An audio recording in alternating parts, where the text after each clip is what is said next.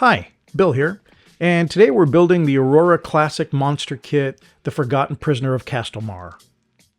When I built this, I actually had two kits at the same time, so I thought this was a neat shot. I could show you the two kits side by side and the mods I did to the back wall. Because the plastic was so thick, I was able to kind of just get in there with my moto tool and kind of punch through in the areas that I thought were like intersections. And then I could even round them over a little bit so it looked like it had a little bit more depth. The other thing, like you can see here, is I just tried to make the face that had just like a lot of cracks in it. I made that look like a bunch of rock stacked. It had been like an ancient keep that was built up.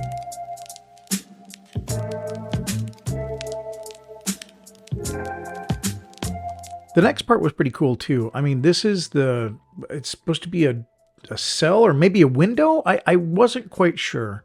So I decided I'm going to take that out of there and replace it with just, sprue and make it look a little bit more realistic. But that had the effect of then we'll have this open thing now. And so that actually, it turned out really cool because I put something there. But, initially I was just thinking, oh yeah, I'm going to make this look cooler because I'll put in real bars and make them rusty. But it just kind of made a big problem that I had to solve that, thankfully came out really cool.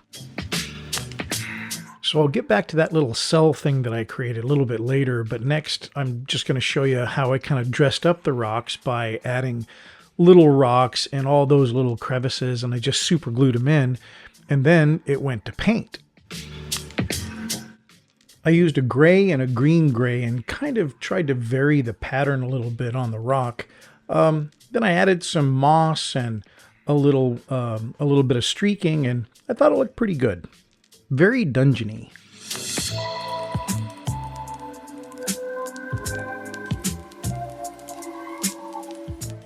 Now I'm starting on the prisoner himself, and the chains were pretty cool, but then I didn't like the texture that was on the shirt, so I tried to rough that up and make it look a little bit more tattered and almost like real fabric. I got a pretty good pattern, I think, just by going like in a crisscross pattern with a coarse sanding stick. And then for the tatters, I just took my knife and thinned those little tatters that were there and made them a little bit more pronounced.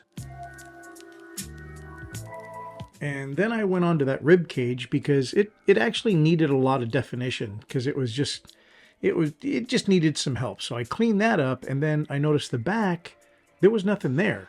So I added this. I didn't want to get too technical. Heck, I don't even think I counted them. So it's probably not anywhere near looking like it's supposed to. But then I added some ribs, and I just wanted suggestion there. And then I think you can fill in the gaps as you're looking at it.